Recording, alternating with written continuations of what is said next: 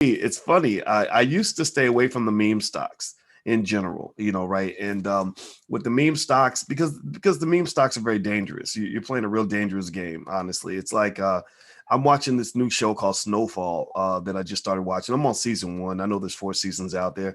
And on Snowfall, it's all about this guy who's, a dope dealer. And we all know the narrative, right? You become a drug dealer, the money's good, you get the power and the fame and everything else. And it's working until it stops working, right? It's good until it's not good anymore. It's good until it goes bad.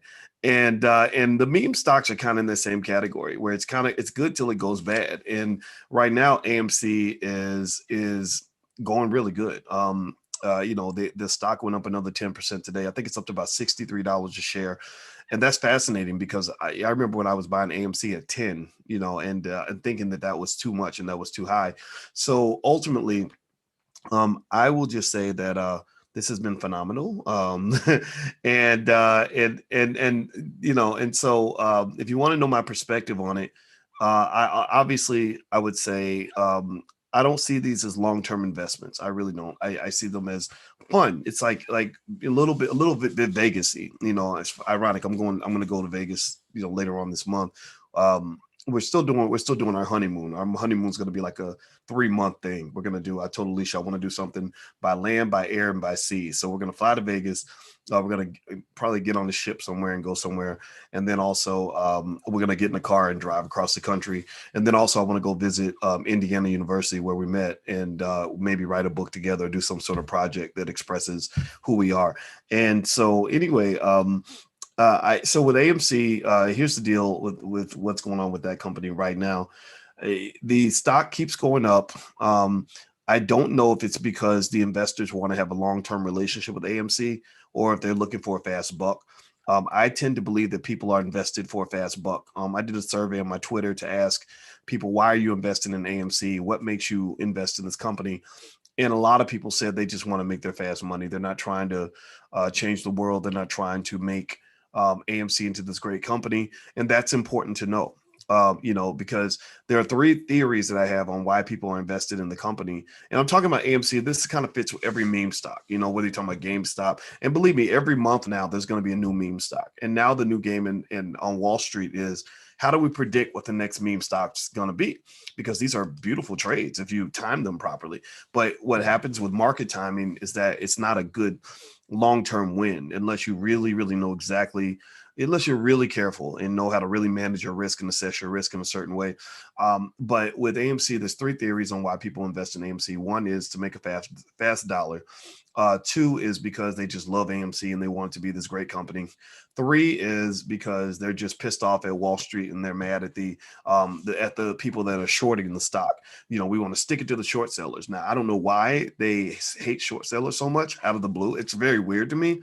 Like, I mean, I just don't get it. I can understand why you hate a Klansman, or why you might be mad at the police, because they're beating up black people. But to get really just mad at the short sellers, I just don't get that part.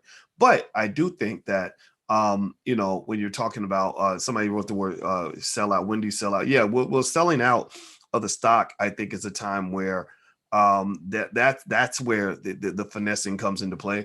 And so if you want to know my thinking on how I kind of mess around with the meme stocks. At first, again, my position in the beginning was, nah, I don't want to touch those companies because it's going to eventually end badly.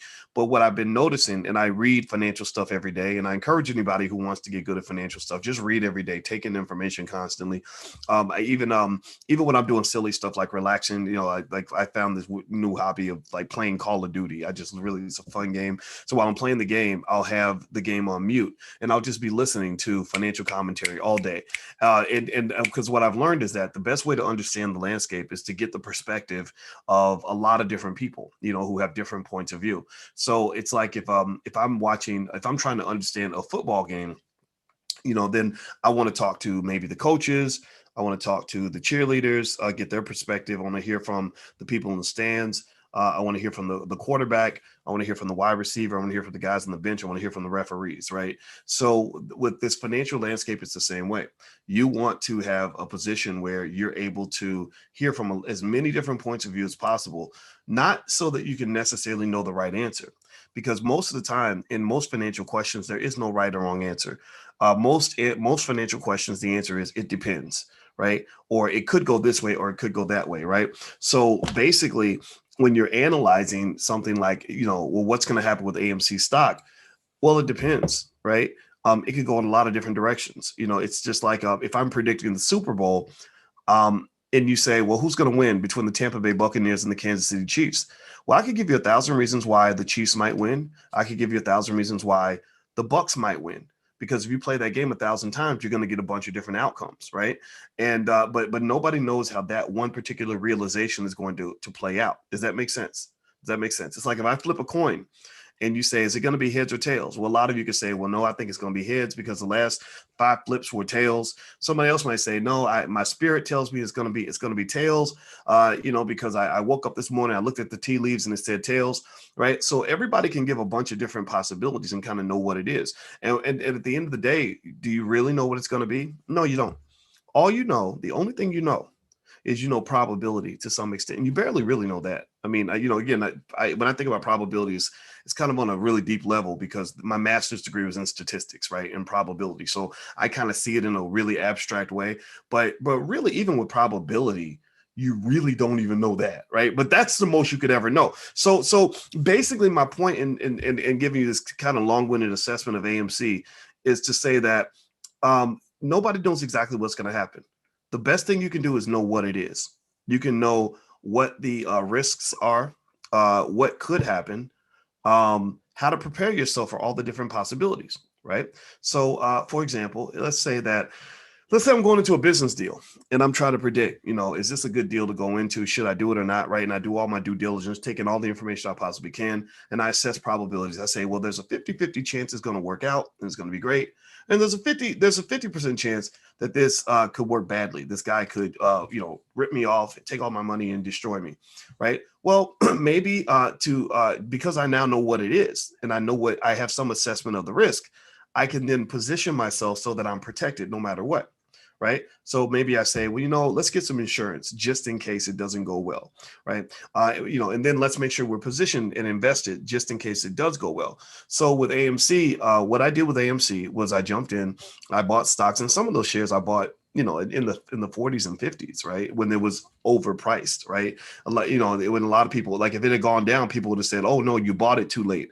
But the thing is, nobody knows that you're buying it too late when you buy it, right? You only know that after the fact. That's what they call ex ante versus ex post information. Ex post means that anybody can Monday morning quarterback. Anybody can do an armchair analysis and say, oh, you bought it too late. Like I've heard people say that about Dogecoin. Oh, you bought it too late. No, if you go back and you look at Dogecoin later, yeah, you could say that it was too high when you bought it, but you didn't know that when you bought it.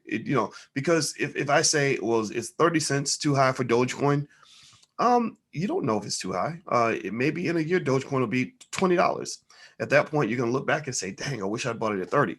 But if the price drops down to a penny, then you're going to say, dang, you bought too high. Right. So a lot of times the market's tempting in the sense that it reminds me a little bit of a casino, because you kind of have a casino atmosphere right now where people, you ever go to the casino and you have people that have these systems and they're like, oh, I know my system works. I have a system for blackjack. I have a system for craps. I have a system for this. Well, that's how the mind works. There's psychological theories on this where your mind looks for these patterns, even if they're artificial. They try to find patterns even when there is none. Right. So you will think that, oh, well, every time I clap my hands and tap my heels together 4 times, I'm going to land, it's going to land on black. That's only because you built that model in your head psychologically, but it's typically not real. It's typically not real. So with AMC, what I did was I bought the shares. Some of them I bought, in the 40s and 50s. I didn't care, because I didn't know what was going to happen anyway. This is really kind of a speculative trade. And then first thing I did as soon as I bought it is I sold the call options. And the reason I sold the call options is because One thing I know for sure, I tried to lean on what I don't, what I really know. What I don't know is what the price is going to do. I don't know that. But what I do know is that right now, everybody just wants to buy these options. Everybody loves AMC. Everybody wants to get in the game. Everybody wants to gamble. And when people want to gamble, the prices of the call options go way up. So what I did was I said, okay, so now you got these AMC call options. When I bought the stock at 10, the options were selling for $1 or $1.50 per share. Now the options are selling like $10 a share. So I said, okay, I'm just going to buy the stock. I'll buy 1,000 shares and then I'll sell, call options on 1,000. So $10 times 1,000 shares, that's $10,000, right? Easy money, right? Easy, right into your bank account, no risk involved, no nothing, right? Now, here's the problem. So I own the stock, right? And if you don't understand options that well, feel free to. I have a whole master class I put together, a well-designed curriculum on stock options. You can go to stockoptionsmasterclass.com, stockoptionsmasterclass.com. Feel free to go take a look at that. So the thing about the problem is that you've got this other issue of what happens if the price just plummets on you. What if Cinderella turns into a pumpkin, or the carriage turned into a pumpkin, right? Well, you got to protect yourself against the downside. Well, when the stock is trading at like 60, the call option, the put options, which protects you from the downside, they're very cheap if you go way deep down into the depths of the price, right? So for example, a put option, which protects you on the downside. The put gives you the right to sell at a certain price. It's like insurance. You pay money to the insurance company because basically you're buying a put option. You're giving them money in exchange for the right to sell your house to them for $200,000, no matter what. So if your house gets burned down and it's worth nothing, you can say, hey, I'm going to exercise my put option. You got to pay me $200,000 for my house because you promised me that you were going to take this risk, not me, right? So that's what a put option allows you to do in the stock market. So what I did was I said, okay, and this is where investing becomes very personal. Investing is maybe because I think about it so much, I see it as an art.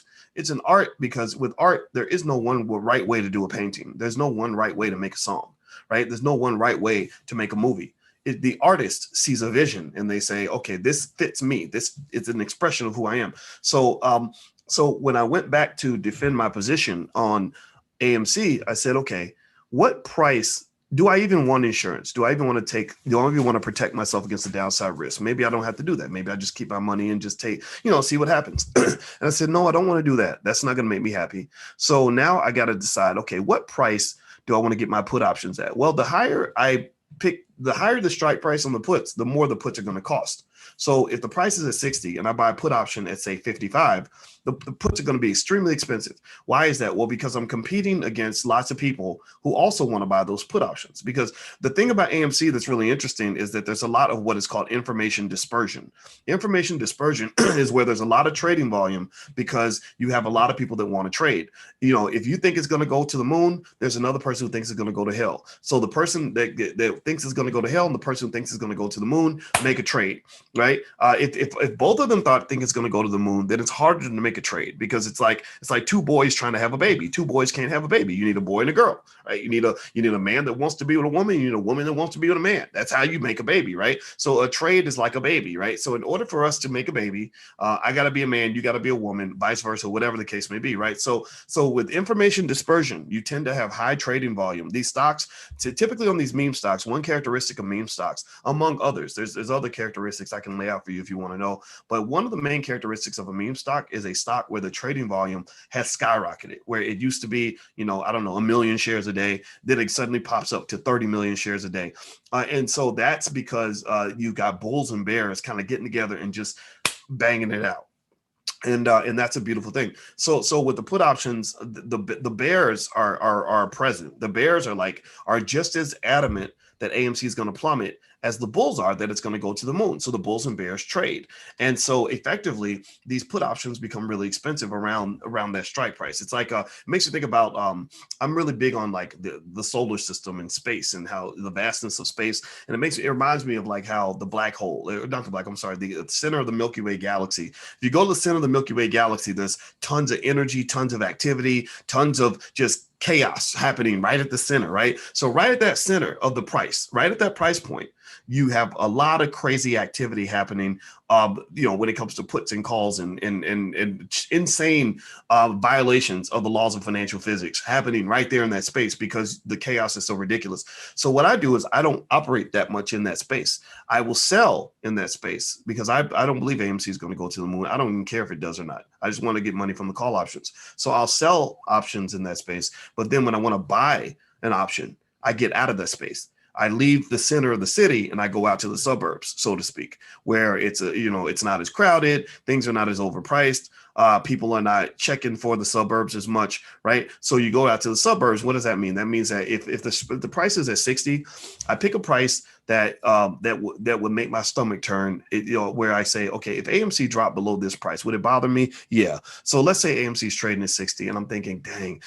If it hit 30, I would really be pissed. I would really be upset because I'd lose so much money. It would make me vomit. So I picked my strike price at 30. And guess what? Right now, especially at 63, the price of put options at 30 is almost nothing, right? So basically what I did was I bought insurance so that if AMC does plummet, if Cinderella turns into a pumpkin, I'm at least going to have $30 per share that I can get for my AMC stock. And that allows me to continue to sell the call options for as long as I want. And then I pick a strike price that's off the ball, so to speak, meaning, if the stock price is at 63, I'll sell a call at 70 or 72. That means that if the price goes up, I don't have to start giving away money. Like, you really aren't going to make money from that option you bought until the price hits 72 or gets close to that. I get to make all that money up until 72. So here's what happens. So if the price doubles, let's say it goes to 100 or something, I would probably kind of feel a little bit of FOMO, a little bit of buyer's remorse because I didn't get all of that. But I don't need to get all of the money. Again, remember, I told you investing is an art. You got to find out who you are. Self-awareness is as important as any other. It's as important as financial literacy when it comes to investing. Self-awareness means that there's a million ways to skin the cat. There's a million strategies you can take. There's a million approaches you could have to your investing portfolio, but you got to understand yourself so that you will know what will fit you. You first understand you, then you understand that, right? So I understand me first. Like, if I'm picking a restaurant, first I got to understand what kind of food do I like? Am I hungry or not hungry? How much time do I have, right? So it's self-awareness, right? Then I say, okay, now what restaurants are in the area? What kind of food do they have? Which restaurants are the best, right? So, because if I don't do knowledge of self first, then somebody will say, no, you got to eat at the Greek restaurant. The Greek restaurant is the best. And I'll just go eat at the Greek restaurant, not realizing that I don't even like Greek food. Do you follow me? So don't take a one size fits all approach to investing. When somebody says, yeah, you should sell. Yeah, you should buy. Or yeah, this is a good stock. Yeah, that's a bad stock. That's like somebody telling you who to date. How can somebody tell you, no, that's a good man, you need to pick that man, he makes $100,000 a year, he's a high value man? No, stop. No, you pick somebody that's going to work for you, right? And that requires knowledge of self. So investing is the same way. Before you invest, and this isn't just for money, this is really investing in anything, you got to understand what you're trying to do, what's going to help you sleep at night, what's going to make you comfortable. Some of you are in here because you want the wild ride, you love the risk, you love the story behind the stock, right? Every stock has a story. I love the story. I think it's really fun to see why I made money this week or whatever. But some of you don't want all that. Some of you just want to set it and forget it. Some of you want tranquil waters and you just want your wealth to grow and you just want your money to be big, 30 years from now. So you want to set your account where you're putting $300 a week or $200 a week or $100 a week or whatever into your stash or your Acorns or your Robinhood or your E-Trade or your Ameritrade or whatever. And you just want to walk away and every year come back and see that you've made money. And here's the other thing too. Some of you may have different speeds. Like I noticed that I like some of the wild ride. I enjoy the story behind the stock, but then sometimes I just want income from my portfolio. And then sometimes I want those stable long-term investments where I'm going to go look at that stock. Like I didn't even know I owned so much Ford stock until I saw Ford went up 92%. And I was like, look, hey babe, look at how much money we made on Ford. I haven't thought about Ford in 8-9 months. Right. And that's a really awesome feeling too. Right. So sometimes you want different speeds. So sometimes you may have different portfolios that reflect different speeds and different desires, that no differently from the way you might like different kinds of foods on different days, or maybe you as a rapper, even rappers have different speeds. Like They can rhyme slow, they can rhyme quick, they can, whatever, right? That's what makes you a good rapper. So figure out your different speeds and get your knowledge of self. You must start with the knowledge of self, and don't let anybody kind of tell you exactly how to approach things, because that's usually, if I tell you exactly what to do, that's the wrong answer. The best thing I can do for you is to tell you how to assess so that you know what it is, right? Like, again, I compare it to dating, right? Like, I can't tell you that one night stands are terrible, because maybe that's what you want. I can't tell you that marriage is good or bad, because maybe that's what you want. Maybe it's not what you want, right? All I can do is say, well, if you're married, here are the benefits. Here's the setbacks, right? If it one night stand, okay, here's the benefit. Here's the setback, right? And so what you want in different stages of your life is also going to change, just like in investing. What kind of investor you are at different stages of your life is going to change. A 24-year-old typically does not invest the same way a 54-year-old would, right? Nor should they do that, right? A person who's wealthy does not invest the same as a person who's struggling, who's broke, right? A person who doesn't care about money will invest differently from a person who cares deeply about money, right? You have some people that will say, for example, I will not invest in a company that, that doesn't use clean energy, or doesn't, or isn't pro LGBT, or isn't pro black, or whatever, right? So you got to figure out your knowledge yourself, and then find the portfolio that really fits you.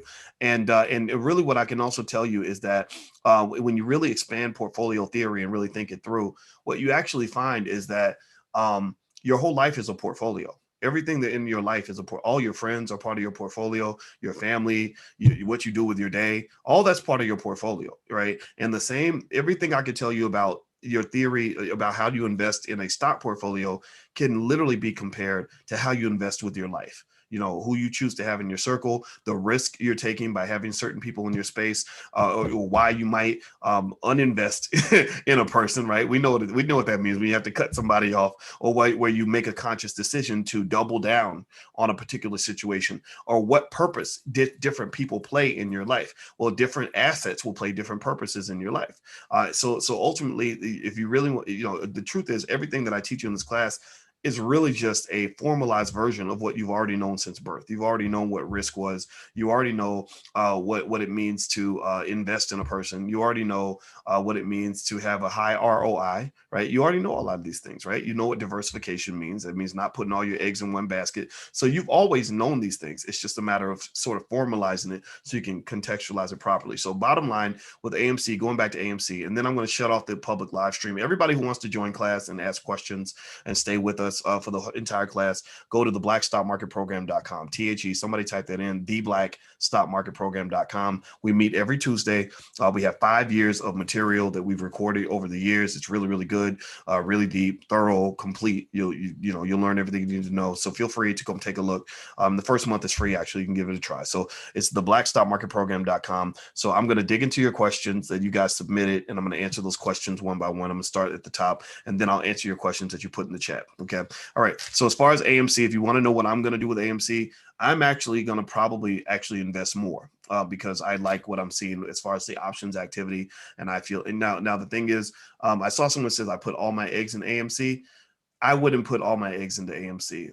I'm not telling you not to do that. This is not investing advice, but that's a very risky position, because I really believe, the more I think about this, people are studying the Reddit Wall Street Bets crowd now. Like, they're studying them very, very carefully to see what their next move is going to be. Because if you can predict their next move, then you can get rich off of that. So they now have models and methodologies to determine which stocks they think might be the next meme stocks and all that. And in my portfolio, I positioned a little money into a bunch of different stocks like Plug Power and a couple others, because because there is evidence to say that this stock could be the next meme stock. And so there is money that's going to be made, but I wouldn't make that sort of the bulk of what you do as an investor. You got to look at those quality companies. You got to look at those long-term investments. Many of these are going to be pump and dumps. GameStop surprised me, though. I'm surprised that GameStop didn't actually dip as much as I thought it would. And but the others, like Tilray, they shot Tilray to the moon. They threw Tilray 10,000 feet in the air, and they let that sucker drop back down to the ground. They literally pumped up Tilray for about 2 days, and then they left it for dead. So just be very, very careful when you do it, because I would hate for you to lose 70, 80% of your investment. That's a very painful experience to have. All right. So anyway, I'm ending the live part of the class, the blackstockmarketprogram.com. Type that in, THE, the blackstockmarketprogram.com, if you want to come take a look. And we're going to get started with class right now.